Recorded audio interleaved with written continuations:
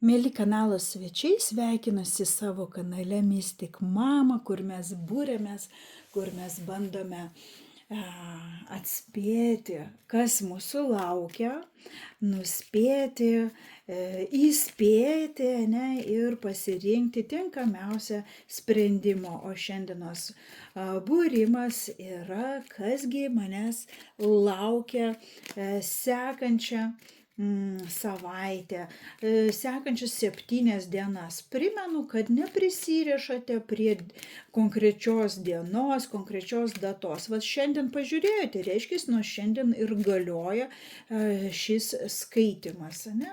Maždaug 7-10 dienų bėgyje informacija bus šita jums aktyvuota. Taip, taigi pažiūrim, kas laukia kitos savaitės bėgyje, kokia yra pagrindinė energija, ne, pagrindiniai dalykai, kas laukia finansuose, kas laukia darbuose, darbai, verslai, kas kuom užsiema. Taip. Na ir čia labai svarbu, koksgi emocinis fonas, ne, jūsų laukia. Emocinis fonas. Tai gali būti ir energijos lygis, sveikatos lygis, na, pagrindinė energija, va, kažkam tai šeima, apie savo būstą, lizdą, ne, lizdo jaukumas, kažkas gali aplankyti savo artimuosius, giminės, ne, galbūt planuojate ar planuosite važiuoti į savo gimtinę, jeigu joje negyvenate, ne, šiuo metu aplankyti visus artimuosius. O kažkam, vat, gandrai, jie labai mėgsta ten, kur šilta, tai yra kelionės kažkokios į šiltus kraštus, tikrai gali tapti kažkam tai labai, na, aktualūs. Kasgi finansuose? Nuostabu finansuose, žinot, čia labai įdomi, čia yra toks stabilumas, netgi kažkam kažkokios tai išmokos, tokios galbūt netgi atlyginimo padidėjimas, ne, kur lauktai, nelauktai, bet tai gali būti kasmetinis tas atlyginimo didinimas kažkam, kažkokios tai premijos. Tikrai gali ateiti ir tokius, žinot, jeigu dirbate ant savęs, nes čia ir labai įdomu ir samdomo darbo, ir ne savo veiklos, jeigu individualios veiklos arba toks, vat, korta kalba apie tai, kad gali ateiti ir tokie klientai pas jūs, ne, kitą savaitę. Tai toks finansuose yra tikrai gražus augimas. Vienintelis, kur sakyčiau, būkite atsargus, tuos pinigus kažkur, tai jeigu galvojate ar investuoti, ar kažkam tai vat, prisidėti, būkite gudrus, kad kažkas nebandytų jūs apgauti, viską, ne, iki galo pasižiūrėkite, išanalizuokite iš tos finansų pusės. Su pinigais, kurie tikrai stabiliai ateina pas jūs, elkitės atsargiai, kad nebūtų kažkokios tai apgaulės. Kas darbuose? Nu, kažkoks tai, žinot, darbuose nervingumas, emocionalumas.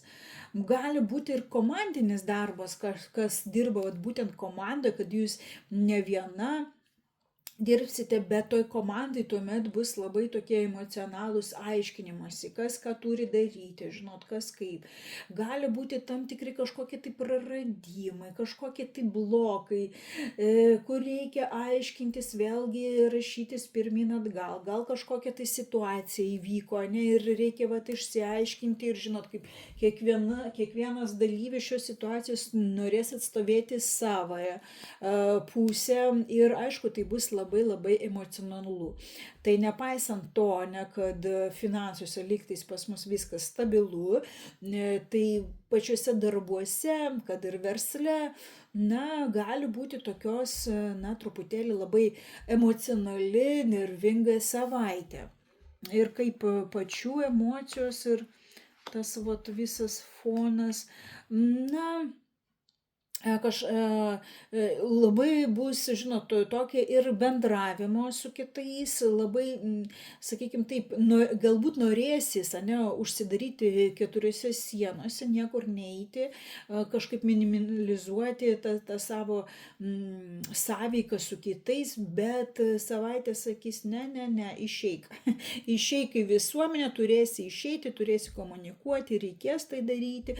Na ir kažkaip savaitės gale vis tiek apie tą šeimą, ne, nuo ko mes pradėjom, nuo gandrų ir tokie kortai irgi baigėm, apie šeimą, apie giminę, tai tikriausiai vis tiek visi, na čia galima, aišku, pririšti, jeigu jūs žiūrite būtent tada, kada šis video ir buvo filmuotas, pririšti prie to, kad galimai ir pas mamą daug kas keliaus, mamos dieną švęsti, ne, tai tas vat giminystė vis tiek reikės su giminėms susitikti.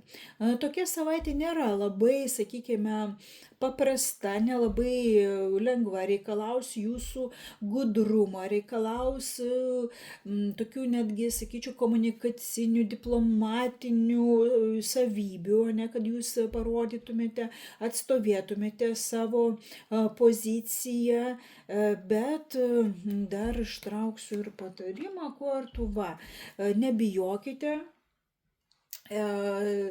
spindėkite, lydėkite, būkite lyderė, švieskite ir tikrai viskas pavyks, nes korta Saulė, viena iš geriausių kortų iš visų kortų kaladė, kalba apie tai, kad vis tiek viskas pavyks, pasitikėkite savo jėgomis.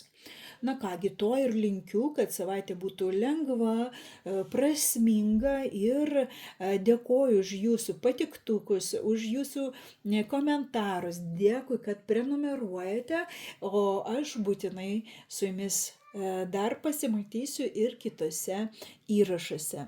Ate.